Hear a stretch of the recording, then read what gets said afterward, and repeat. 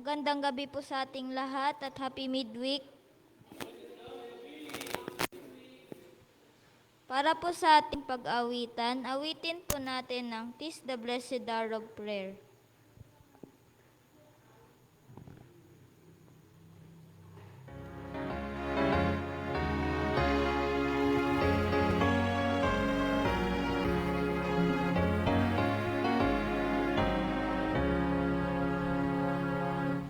Tis the blessed hour of prayer, when our hearts truly bend, God to Jesus, our Savior and friend.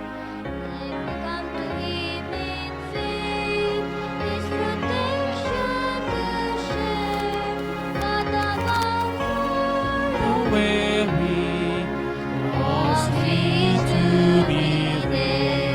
Blessed hour of prayer, blessed hour of prayer, what about all the weary, oh how sweet to be there. It's the blessed hour of prayer, when the Savior draws me with a tender compassion, His children to Him. Many tests we may cast, but His feet every care. What about for the weary? Oh, how sweet to be there. Blessed hour of prayer, blessed hour of prayer. What about for the weary? Oh, how sweet to be there. It's the blessed hour of prayer, when the tempted and tried, the Savior who loves them their sorrows confide. Sympathizing heart, He removes every care. What about for the weary? Oh, sweet to be there. Blessed hour of prayer, blessed hour of prayer. What about for the weary? Oh, sweet to be there. Blessed hour of prayer, trusting Him we believe, and the blessings we're needing we'll surely receive. In the fullness of this trust, we shall lose every care. What about for the weary? Oh, how sweet to be there. Blessed hour of prayer, blessed hour of prayer. What about for the weary? Oh, how sweet to be there. Para po sa ating sunod na awitin, awitin po natin ng "A Shelter in the Time of Storm."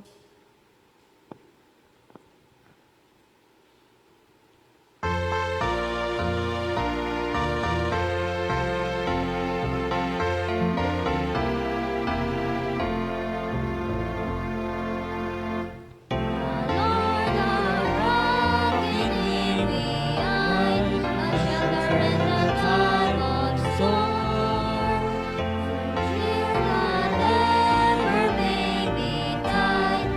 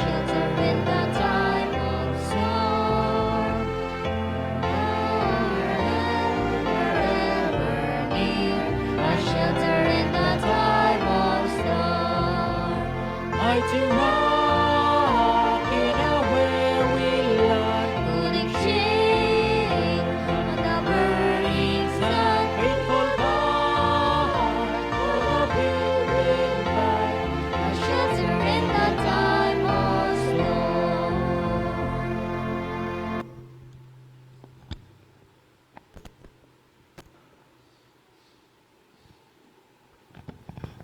Para po sa ating opening song, awitin po natin ng Sweet Hour of Prayer.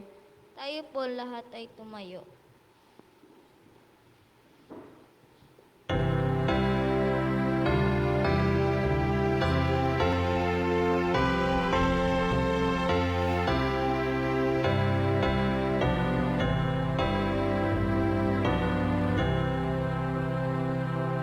Sweet hour of prayer, sweet hour of prayer, repose thee from a world of care. Thou bids me at my Father's throne, take all My wants and wishes known. in seasons of distress and grief, my soul has often found relief. Feel escape the tempter's name, By thy return, sweet hour of prayer. Sweet hour of prayer, sweet hour of prayer, the least shall my petition bear. To Him whose truth and faithfulness engage the waiting soul to bless. Since He bids me see His face, believe His word, and trust His grace, I'll cast on Him my every care, and wait for His sweet hour of prayer. Sweet hour of prayer, sweet hour of prayer, may I thy consolation share, till from out Vegas lofty height I view my home and take my flight.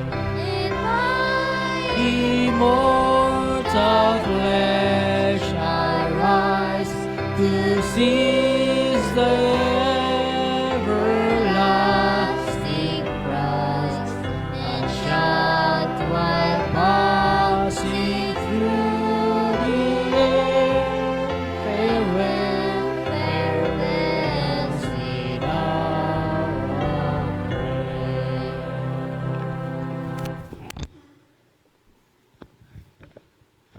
Tayong lahat ay lumuhod sa ating panalangin. O Diyos, mahabagin ka sa lahat. Sa Panginoon, salamat sa magandang panahon na pinagkaloob mo.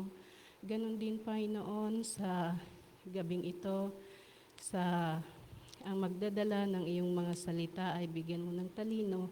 At ikaw po, Panginoon, ang masusunod at hindi ang sa amin. Umaasa din kayo, Panginoon, sa mga kapatid na patungo pa lang dito sa bahay-sambahan ay din po silang ingatan at ilayo mo sila sa lahat ng mga kapahamakan.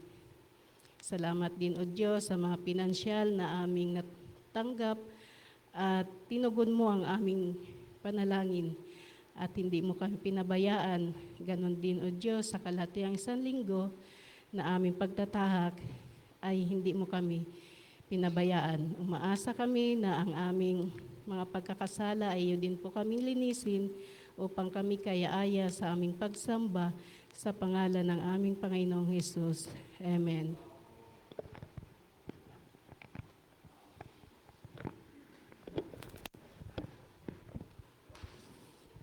Magandang gabi sa inyong lahat mga kapatid. Happy midweek. Bagaman tayo po ay konti lamang, ngunit tayo po ay magpasalamat sa Panginoon dahil tayo ay tuloy-tuloy na naglilingkod po sa Kanya. At akin pong babanggitin ang mga may bahagi ngayong gabi. Ang nagpaawit ay si Brother John Palmoni. Ito po ay sinundan ng pambungad na panalangin ni Sister Irene Salazar. At bago magbigay ng mensahe si Brother Riranes, tayo po ay makapakinig ng tanging bilang na ibibigay po, ihando po sa atin ng mga kabataan. At bago sila aawit, tayo muna po ay dadako sa ating mga prayer request at pasasalamat. Kung mayroon mang nais idala sa panalangin, maaari lamang pong tumayo.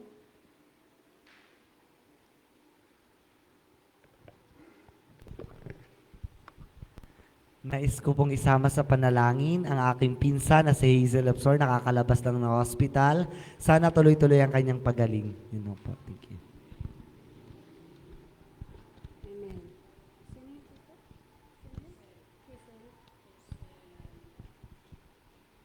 Nagpapasalamat po ako sa Panginoon dahil yung bayarin sa ospital ng aking kapatid ay natugunan. Ano ho? Kasi yung bayarin nila ay umabot ng 80,000, pero sa tulong ng Diyos, sa ating panalangin, wala silang nautang na bill, kundi ito po ay nabayaran nilang lahat. Kaya nagpapasalamat din ako sa Panginoon na gumaling aking pamangkin si Hazel. Sana ang aking dalangin ay pagtibayin pa ng Panginoon ang kanyang pananampalataya. Ganon din ang kanyang mga mahal sa buhay, ang kanyang mga magulang. Kaya sila ay isama natin sa panalangin. Ang kanyang ama na nasa Lugon, na patuloy na nag-aalala sa kanyang pamilya. Pero isama natin ito sa panalangin na sana ay magkaroon siya ng kapayapaan sa kanyang kaisipan, no? Upang ang ating mga o manalig lang tayo sa atin pong mahal na Diyos. Yan lang po ang aking request, panalangin at pasasalamat.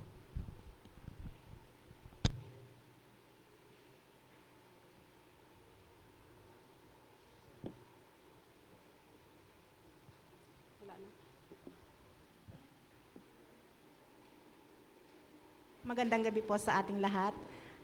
Aking pinapasalamatan ng mahal na Panginoon na kung saan tayo ay nakarating dito sa bahay-sambahan upang i-celebrate ang kalahating sanlinggo na tayo ay nakatanggap ng mga kagandahang loob na nanggagaling sa Kanya. Atin pong isali sa panalangin mga kapatid ang school nila ni Sir at ni Romy dahil mayroong nangyari sa estudyante sa Kinder 1 na nasaktan ng isang bata din. Then nagkagulo, may komosyon na halos hindi namin makayanan ang mga pangyayari. Pero dahil sa Panginoon, mga panalangin, medyo nabawasan yung komosyon. Pero naghihintay pa rin po kami sa result ng CT scan, ng X-ray. Panalangin po natin mga kapatid na sana ay maging negative po ang result ng CT scan at ng X-ray nang sa ganoon, hindi po lumala or lumalim ang problema ng school. Yan lang po. Yan, ako rin po ay nagpapasalamat sa Panginoon sa buong isang linggo or kalahating linggo na pinapatnubayan kami, buong pamilya, hindi lang po ang pamilya ko, kaila Papa, ayan, na ginagabayan sa lahat ng oras. At lalong-lalo na yan ay nagpapasalamat talaga ako sa Panginoon dahil hindi kami pinagkukulang sa aming po mga pangangailangan. Kasi po medyo alam po natin na medyo wala pa akong trabaho pero nandyan pa rin talaga yung Panginoon. Handa talagang mag-provide ng pangangailangan. Kasi talagang yung Panginoon talaga ay sadyang nakakaalam or talagang nalalaman niya talaga kung gaano kahirap ang isang tao na anak niya. So nagpapasalamat talaga ako sa Panginoon sa kabutihan na ibinibigay niya sa amin sa araw-araw. At gayon din po, yung dadalahin ko rin po si Ninong Romy sa kanya pong patuloy na kagalingan. Ayan, nawa po ay tuloy-tuloy na yung maging paggaling niya sa kanyang nararamdaman ngayon. Ayan. Kasi yung sa dati niya pang sa kanyang hindi pa siya masyadong makatayo pero may improvement naman, pero yun nga po, sama po natin sa dalangin na patuloy na yung kanyang kagalingan at gayon din po sa kanilang mga naroroon sa kanilang pamilya, patnubayan nawa sila ng Panginoon. Yun naman po. Akin pong ulitin ang ating pong nais idalangin, yung kay Hazel Salazar sa patuloy na kanya pong kagalingan at yung pasalamat ni Brother Salazar. At sumundan ito ni Sister Crispa na isama natin sa dalangin yung school na mayroong problema na sana ay negative yung CT scan at yung pasasalamat din ni Brother GR. At sama po rin natin si Sir Romy sa kanya pong patuloy na kagalingan. Tayo po ay individual na lang po siguro sa panalangin.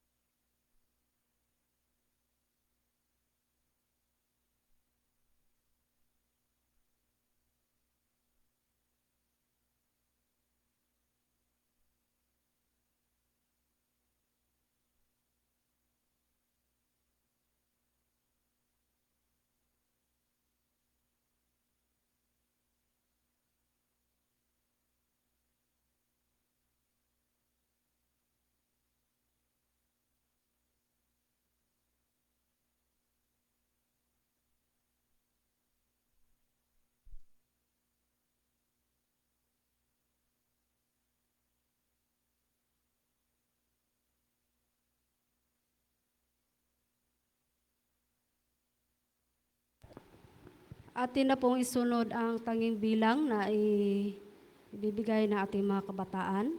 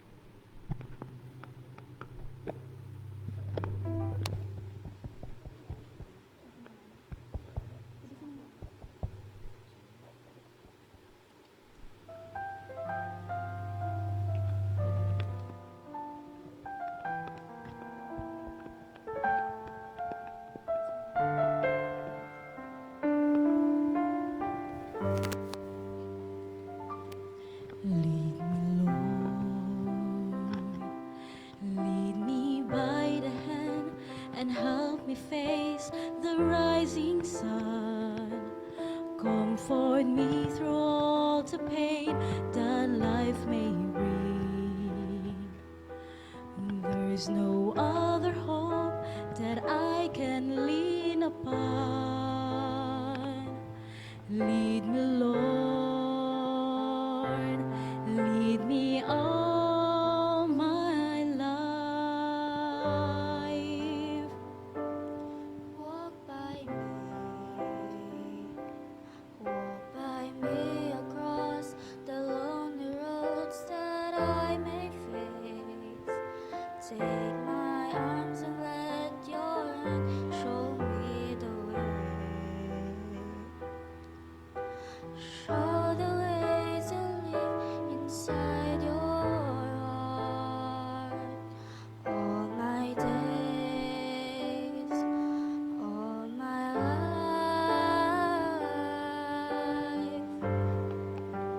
You are my light. You're the lamp upon my feet. All the time, my Lord, I need you there. You are my light.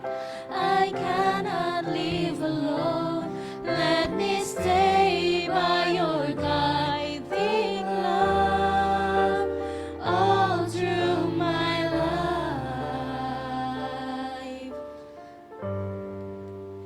Lead me, Lord.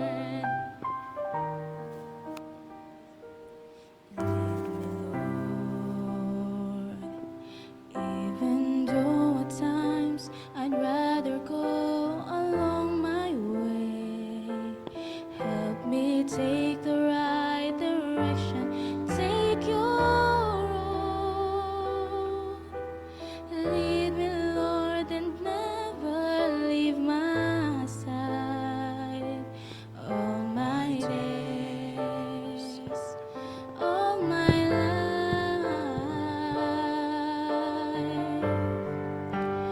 You are my light. You're the lamp upon my feet. All the time, my Lord, I need you there.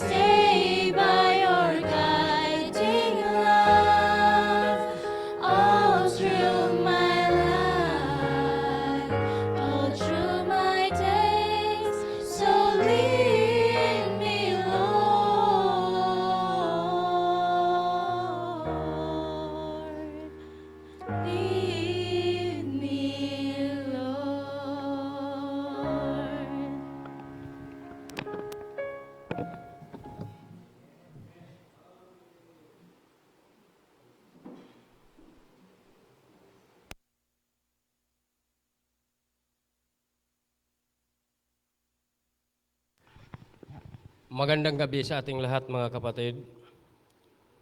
At purihin ang Panginoon na sa gabing ito tayo ay nagkakaroon pa rin ng panahon para sa atin pong pagpupulong.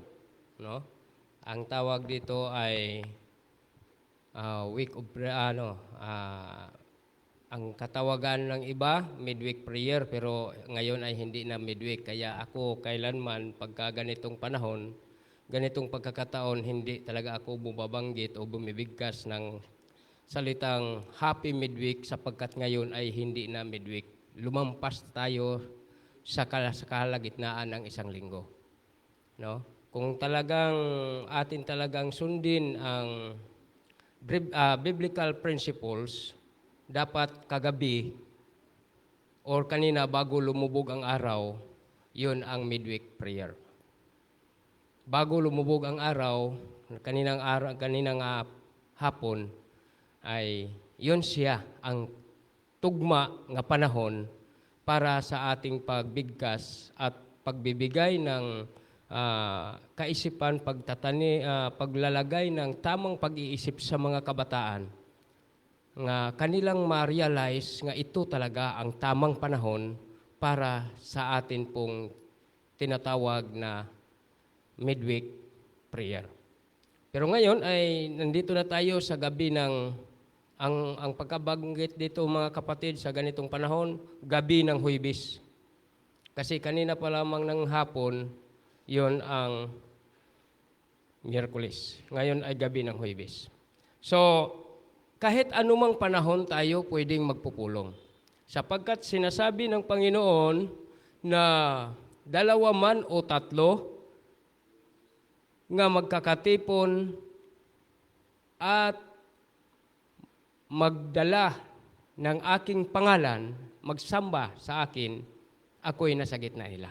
So, may mga panahon nga i-recognize ng Diyos ang kanyang bayan sa panahon na tayo po ay magkaroon ng commitment. I-commit natin sa Panginoon sa bawat sandali ang atin pong pagkipag-ugnay sa Kanya sa bawat panahon kung paano tayo ma-recognize niya. Ngayong gabi, atin pong bigkasin ng sandali mga kapatid ang mensahe na mayroong kinalaman sa mga magulang, sa mga anak, at sa mga property, kung ano man yung mayroon sa ating tahanan, nga simula noon nga tawag nga couple pa lamang, ang isang mag-asawa, at hanggang sa nagkaanak siya, mayroong mga naipundar na mga property, mga pag-aari. So ngayon ang mensahe na ito ay mayroon akong ipinapamagat dito na joy the father, sorrow the mother. No? Ano kaya ito sa Tagalog? Ano ito sa Tagalog? Katuwaan, kasiyahan or katuwaan ng ama, pero kalungkutan ng ina. Paano kaya ito mangyari mga kapatid? Sa Biblia, mayroong maraming binabanggit na kapag ang Bible character, yung mga unang tao, una natin yung mga magulang at nauuna sa atin ng mga mananampalataya, kapag sila ay mayroong ang pinaka madali ditong ating maunawaan mga kapatid yung pagka ang isang magulang, isang lalaki, kapag magkaroon ng pagdadalang tao ang isang ina, sino ang unang natutuwa? Ang ama. Ano? Pagkaalam lang na mayroong pagdadalang tao, ang kanyang may bahay, ang kanyang asawa, ay talagang yung mga maliban na lang sa mga lalaki talagang parang hindi pa nagiging handa sa pagiging isang leader ng tahanan. Yung hindi pa handa sa pagpapamilya. Hindi niya yun maramdaman. Pero yung mayroon na siyang panatag sa kanyang kalooban nga siya talaga ay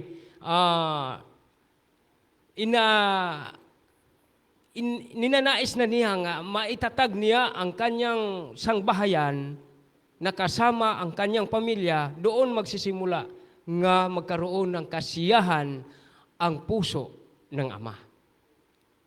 No? Doon magkaroon ng kasiyahan.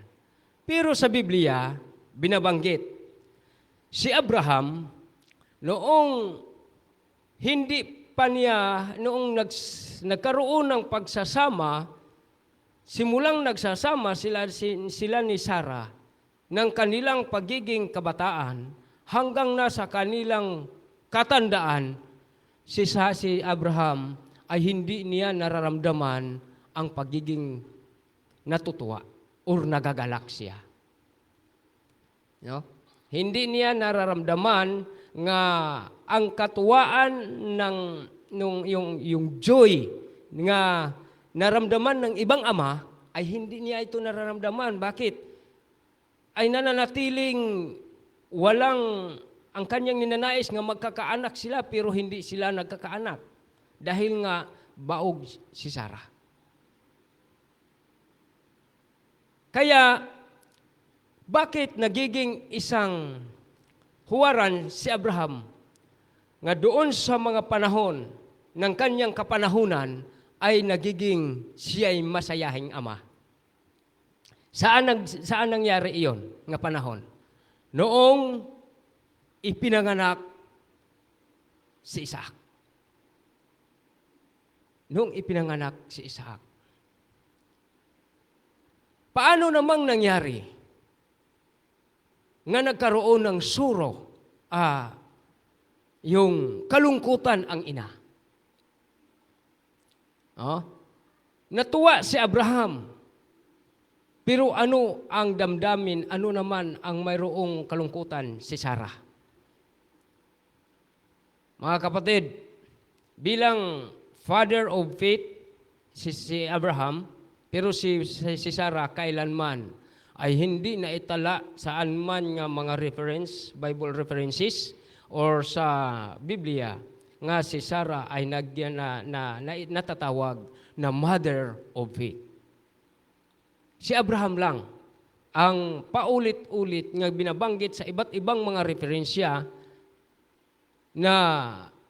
or sa Bible, sa anumang salin ng Biblia, binabanggit ng maraming beses nga si Abraham ay ama ng mananampalataya. Pero saan doon, mga kapatid, nga si Sarah ay natatawag na siya'y nagkaroon ng kalungkutan ang kanyang pagiging ina. Mga kapatid, noong nangyari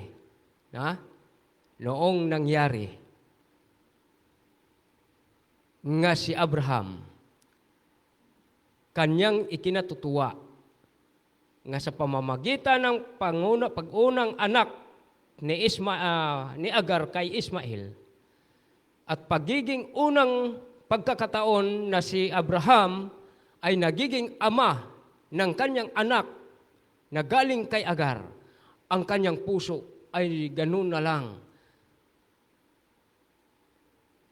kasaya, mga kapatid. Ganun na lang kalaking galak ang kanyang naramdaman sapagkat siya ay nagiging ama. Lalo na noong dumating ang ipinangakong anak nga si Isaac. Doon ay lalong nangyari nga ang puso ni Abraham ay talagang kahit saan siya nagpunta, sangayon sa ibang referensya ng akin pong nababasa ito sa Patriarch and Prophets. Kahit si Abraham saan siya napatungo ay joy, talagang masayahing ama. Sapagkat ang sa tagal na niyang hinihingi sa Panginoon ay nangyayari, pero kailan natupad? Noong panahon na ng kanyang katandaan. Pero dumating pa rin ang punto nga siya ay ama nga masayahin. ilan pa nga mga Bible character sa kasulatan nga binabanggit. Direct tayo kay pagkatapos kay Abraham, nakakasama sila ng kanyang pamangkin na si Lot at nandoon ay sangayon sa kasaysayan, nakakasama silang naglalakbay at pagdating sa lugar ng kanila pong doon sila mananahanan. Nag-uusap ang dalawang ito ng magtiyuhin na pinapapili ni Abraham kung saan ang kanyang pamangkin gusto. So, bundok at doon sa kapatagan. Pero mas higit na pinili ni Lot ang kapatagan. Kaya siya ay nandoon siya nagiging kabahagi sa tinatawag na Sodoma at Gomora at si Abraham naman ay sa lugar ng hindi ko gaanong nakuha ang pangalan nito mga kapatid, pero siya ay nasa bulubunduking lugar nga doon ang kanyang mga kawan at mga hayupan kasama ang kanyang mga tauhan. Pero ang sa puntong ito mga kapatid, anong mayroon sa tahanan ni Lot na kung bakit ay nagkaroon din ng ang dalawang ito ng pagiging isang masayahing ama, si Lot, sa piling ng kanyang mga anak at asawa at mga anak. Pero bakit dumating sa punto nga habang nagkakasama silang magpamilya at bakit nagiging malungkutin itong damdamin ng asawa ni Lot? Actually, sa Biblia, hindi kailanman binabanggit kung ano talaga ang pangalan ng asawa ni Lot. Bagkos, ang lagi lang nasasabi dito ay asawa lang talaga ni Lot. So, ibig sabihin, kahit papaano, mayroon pa rin talagang makikilala nga mayroong ina ang kanyang mga anak. Kasi mayroong asawa ang binabanggit. Pero hindi naman specific at tinutukoy ang kanyang pangalan kung sino ang pangalan. At may pagkakaiba sa mga pamilyang, sa dalawang pamilyang ito na atin pong dadalhin sa gabing ito, na si Sarah, ang kalungkutan na kanyang nakikita, nakikita niya nga mayroong kakumpetensya o tawag dito, yung kahati ang mana nga mamanahin ng kanyang personal na anak na si Isaac. Nais ko lang munang balikan man ng kaunti mga kapatid. Kaya yung suro nga mayroon si Sarah mga kapatid, ay damang-dama niya ito hanggang sa ang nangyayari sa kanyang kalungkutan ay mayroong mas matinding bagbag na damdamin ang kalagayan ng kanyang alila na si Agar. Nagbubunga ng hindi mabuti ang nangyayari mga kapatid doon sa kalungkutan niya na dama ni Sarah. Pero sa kay Lot, atin namang ibalik dito sa kay Lot mga kapatid. Anong mayroon nga bakit si Lot ay nakaranas ng yung joy, nakaranas siya ng katuwaan habang siya ay naninirahan sa gitna ng napagkagulong Sodoma, talamak ng kasamaan ang Gomora. Pero naroon siya nakabilang nga isang residente o mamamayan. Pero sa ganung pagkakilala sa lugar nga naroon siya mga kapatid, mayroon pa rin kasiyahan ang puso ni Lot. Sa anong paraan mga kapatid? Una kong babanggitin yung kalagayan ni Lot mga kapatid. Dahil doon sa kanyang pagiging isang seryosong ama. Seryoso. At doon sa kanyang pagiging seryosong ama, lagi niyang dinadala sa Panginoon kung ano ang magiging plano ng Panginoon para po sa kanyang mga anak. No? At nang kanyang nakita nga ang kanyang mga anak mayroon pong kanya-kanyang desisyon mga kapatid, pasya, dahil nga nagsisipag-asawa na rin ang kanyang mga anak, at hindi na niya kayang dalahin pa sa kanyang mga payo o advices niya kung ano ang gusto niyang mangyari sa kanyang mga anak, nga dapat talagang susunod sa kung anong pananampalatayang mayroon si Lot. Pero ang kanyang mga anak ay mayroong iba-iba na mga tawag dito'y pananaw na sa kanilang sarili nga kung sino ang susundin nila. Sa material na bagay nga ang versus dito ay ang spiritual. Kaya saan ba ang mas mataas nga level na kanilang dapat ipamumuhay? Ang spiritual o ang material na bagay? Pero ang kanyang mga anak, mas higit nga nadala ang atensyon, ang desisyon nila sa material na bagay. Kaya nabilang ang kanyang mga anak na pagiging materialistic sa madaling sabi, mga kapatid. Pero bakit mayroong naramdaman si Lot doon sa kanyang kalagayan bilang ama nga siya pa rin ay masaya? Sa ating panahon kasi ngayon, kadalasan, kapag ka ang isang ama ay masigla sa pananampalataya, pero kapag ka makikita ang kanyang mga anak nga ang aking ama, ang aking ina ay masaya naman, masigla naman sa pananampalataya, pero ang mga anak ay hindi nga sumunod. Hindi man lang nakikisabay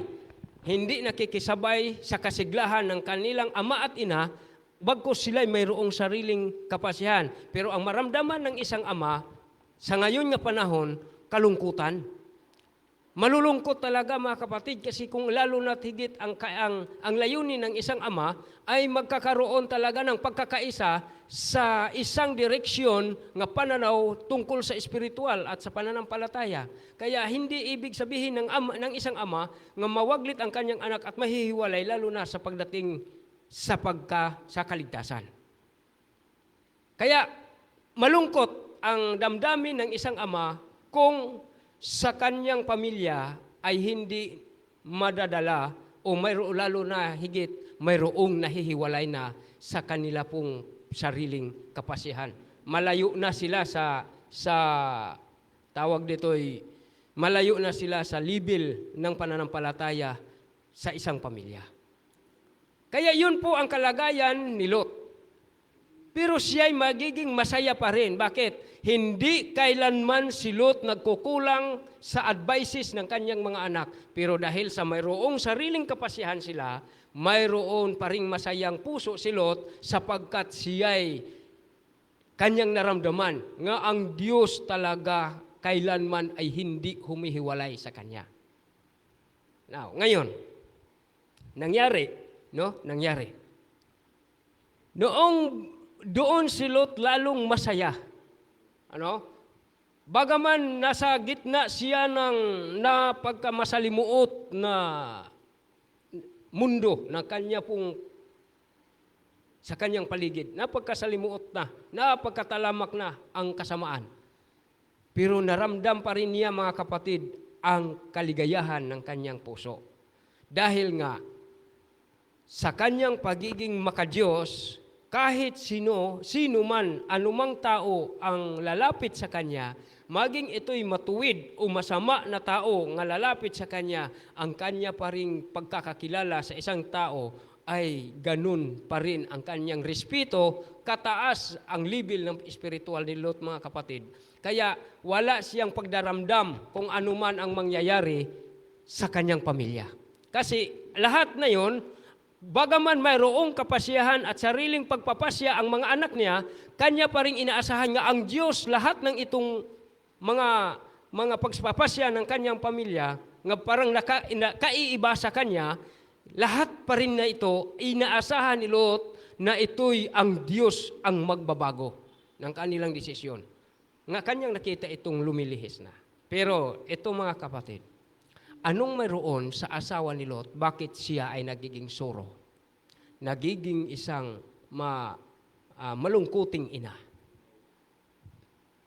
At ang kanyang pagiging malungkutin, ito ang nagdadala sa kanya at nag-aakay, yung naghihila sa kanya hanggang sa pagiging isang pagkapahamak na ina. Napapahamak na ina. Kung ating titingnan ang Lucas Kapitulo 17, ang talatay 30 at 31, at bago ito sa mga talatang ito, dito sa talatang 28, nagsasabi pa dito, gayon ang nangyayari noong panahon ni Lot. Ang mga tao'y nagsisikain, nagsisiinom, bumibili, nagtitinda, nagtatanim, nagtatayo ng bahay.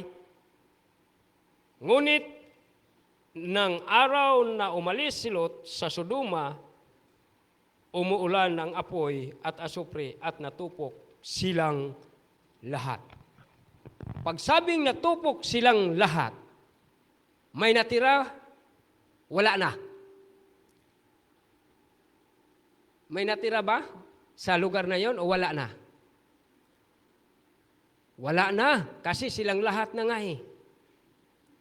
Natupok silang lahat. Sa salin na ito ng Bible na ito, mga kapatid, kung susundan natin yung magandang balita, Biblia, bagong translation ito, mayroong tanging ipaabot sa atin itong talatang ito, mga kapatid, na kung bakit sa 31 at hanggang sa 32, nagsasabi ang pinakamaikling talata, pinakamaikling talatang sa uluhin yung verse na ito ay, alalahanin ninyo ang asawa ni Lot. Anong mayroon doon sa pagiging malungkuting ina, nga bakit kailangang alalahanin natin ang kanyang pagiging isang asawa? At alam po ninyo, mga kapatid, marami sa mga Bible scholars, noong mga panahon, mga way back 1993 hanggang sa 1990s hanggang sa year 2000, sa mga Bible scholars noong mga panahon na yang mga tao na yon, ang ating laging madalas nga marinig ay, ang asawa ni Lot ay napapahamak dahil doon sa kanyang pagiging pagkamaterialistic. Yung materialismo, yung mahilig sa treasure, at ang kanyang isipan ay doon daw nadadala. Doon nadadala. Pero, bilang damdamin ng isang ina, mga kapatid, ay hindi doon nakakapokus ang explanation na ito ng mga Bible scholars na ito lamang ang dahilan nga doon, ito lamang ang dahilan, ang treasure, ang kanyang mga ari-arian, ang napagkagandang bahay o ang mga magagandang sasakyan, ano pa man nga mayroon sa kanyang tahanan na kanilang naipundar sa nilang mag-asawa hanggang sa lumaki ang kanilang mga anak, ay yun na nga ang nagiging katuwang nila sa kanilang pamumuhay bilang mayroong kayamanan. Pero noong inuutos ng anghel nga sinabing, umalis kayo at huwag lumingon, pagsabing umalis na kayo at huwag lumingon, bakit nagawa pa talagang lumingon ang asawa ni Lot? Ano kaya ang kanyang nililingon? At ayon sa sabi ng ibang mga scholar at sa ibang mga nag-i-interpret sa salitang ito, lumingon ang asawa ni Lot dahil sa, kasi binanggit sa talatang 28, na mayroon ang mga tao sa kapanahonan ng Sodoma at Gomora, sila ay nagsisikain, nagsisiinom at nagsisipagtayo ng bahay, nagsipagbili ng mga ari-arian at mayroon pang ibang mga ginagawa para sa ikauunlad ng kanilang pamumuhay. Pero sa madaling explanation, mga kapatid, anong mayroon nga namamalagi talaga nga yan ang dahilan ikinapapahamak napapahamak ang kalagayan ng asawa ni Lot hanggang sa doon ay siya'y hindi nakasama doon sa pagtakas at naiwan siya sa kapatagan ng Sodoma. Yung kanyang damdamin, mga kapatid, bilang ina, noong pagsabog ng Sodoma na ito at Gomora, naalaala kaagad niya nga ang kanyang mga anak ay nandoon sa loob ng siyudad na ito.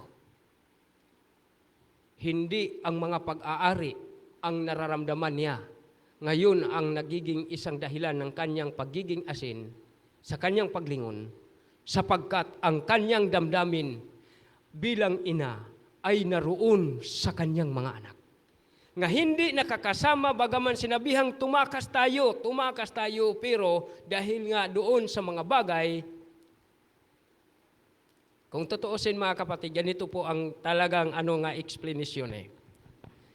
Ang mga anak ni Lot, siyang dahilan sa ikakapahamak ng kanilang ina. Bakit? Yung mga anak ni Lot ay ayaw nang umalis sapagkat sila din ay nakakapagpundar na, nakapagbili na ng mga mahalagang bagay, at katulad sa kanila ni Lot ay sila mayroong mga treasures, mayroon ng mga pag-aari, yung kanyang mga anak. Kaya hindi na naniniwala nga sinabihan sila ni Lot nga umalis tayo, tatakas tayo sapagkat ang dakong ito, ang lugar na ito ay gugunawin. At hindi na sila naniniwala sapagkat sila ay lipos na ang isipan nila sa pagiging isang materialistic na pag-iisip. Kaya ang dahilan ng ikapapahamak sa asawa ni Lot ay ang kanyang mga anak. At dahilan doon nga siya'y lumingon kasi ang damdamin ng isang ina bilang kanyang mga anak na kanyang naalaala nga naiiwan at ilan lamang ang mga anak ang kanilang nadadala, nga sila'y naghihilaan, naghahawakan sa kamay, habang si Lot ay inaakay ng anghel at ang sabi ay huwag kayong lumingon. Hindi mapipigilan ng asawa ni Lot, mga kapatid niya, siya hindi lumingon noong sumabog na, noong pumutok na, na mayroon ng matinding sabog ang nangyayari sa Sodoma at Gomora sapagkat naroon ay kasama ang kanyang mga anak. Kaya itong sinasabi nga natupok silang lahat, hindi nakasama sa lahat na ito si Lot at ang kanyang tatlong mga anak. Sino ang nakasama sa lahat? Ang kanyang mga anak, nga doon ang kanila pong pagiging isang hindi masunuring anak sa kanilang mga magulang. Bagkus, ito pa ang dahilan nga ang asawa ni Lot na lumingon dahil doon sa pagmamahal niya sa kanyang mga anak na hindi nakasama, kaya siya ay lumingon talaga, mga kapatid. Yun po ang dahilan sa ngayon nga panahon nga magkaroon ng kalungkutan ang mga ina. Ngayon, kung hindi pa man mararamdaman, pero pagdating ng mga huling araw nga ito rin ang mangyayari. Kasi ang sabi ng Biblia, sinasabi ng mga sitas ng aklat na ito, na kung paanong nangyayari sa kapanahunan ni Lot, nga ang Sodoma at Gomora ay nilipol, ay gayon din naman ang mangyayari ang sa ating mga panahon sa hinaharap. Kaya ang ating mensahe sa gabing ito ay isa sa magdadala ng isang pagiging mag-aakay sa ating buong sangbahayan. Nga dapat ang mga anak ay tutulungan nila ang espiritual na pamumuhay ng kanilang mga magulang. At ang mga magulang ay tutulungan talaga nila, i-guide nila ang espiritual na pamumuhay ng kanilang mga anak. Kung magkagayon, ang lahat na ito ay hindi matutularan ang nangyayari sa pamilya ni Lot. Kaya ang sinabi dito, kaya ang talata sa pinakamaikli, alalahanin ninyo ang asawa ni Lot. Sapagkat malaki ang idudulot din dito, mga kapatid, na maaring matutularan ang pamilya ni Lot na 3 lamang ang naligtas sa halip na marami silang membro, sapagkat sa record sa kasaysayan, mga kapatid, mayroong 4 na lalaki ang anak ni Lot at 3 babae. No? Yung giakay-akay niya, 2. So, mayroong 6 na anak si Lot, mga kapatid, na 4 na anak ni Lot nga mga lalaki lamang ang naiiwan doon sa Sodoma at Gomora nung panahon ng kanilang pagtakas. Kaya ganun ang damdamin ng ina. Kaya ang ating pamagat, joy the father, sorrow the mother. Kaya sa gabing ito mga kapatid, sikapin natin bilang tayo ay namumuhay nga isang pamilya. Huwag nating hayaan nga maging sa ating pagiging magulang, ang magdadala ng ating ikakapahamak ay ang ating mga anak. At huwag naman dinawang mangyayari nga sa ating mga anak, sa pamamagitan ng atin po nga tayo din ang magiging dahilan sa ikapapahamak ng ating mga anak. So, ang lahat na ito, ating ilapit sa Panginoon na ang lahat ng bagay nga may kinalaman sa ating kaligtasan, ibibigay ng Panginoon ang balansi na pamumuhay sa isang tahanan. Ito po ang aking dalangin.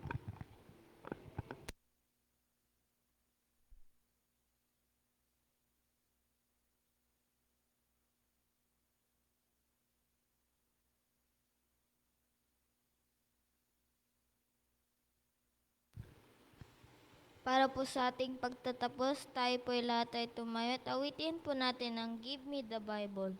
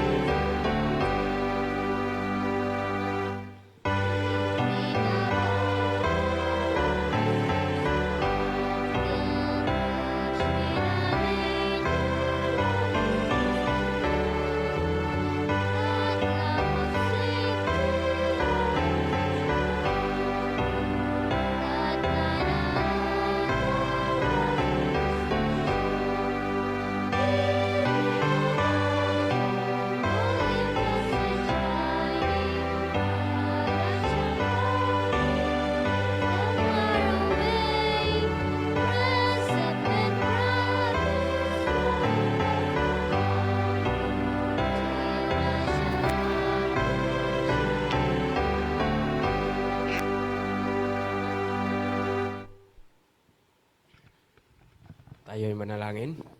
Amang banal, aming pinupurihan ka at pinasasalamatan na sa pagkakataong ito, kayo ay aming nasamba sa Espiritu at katotohanan. Kami ay inyong pinagkalooban ng kaalaman, karunungan at pagkaunawa. Sa mga salita ng aming napapakinggan, O Diyos, marapating igagaid ninyo ang bawat pamilya, ang bawat tahanan sa ikasasaayos ng pamumuhay ng mga anak at ng mga magulang. Idinadalangin namin ang lahat, O Diyos, na sa iyong pagparito, walang mawaglit sa bawat pamilya, kundi magkakasama-sama hanggang sa langit na bayan upang matamo ang pinakamasayang karanasan sa mga karanasan na hindi pa namin naramdaman. Ito po ang aming tanging dalangin. I-guide ninyo kami, gabayan kami sa gabing ito sa aming paghiwa-hiwalay. Uuwi kami sa bawat tahanan. Ang banal na Espiritu nawa ang mag-aaliw sa bawat isa sa pangalan ni Jesus. Amen.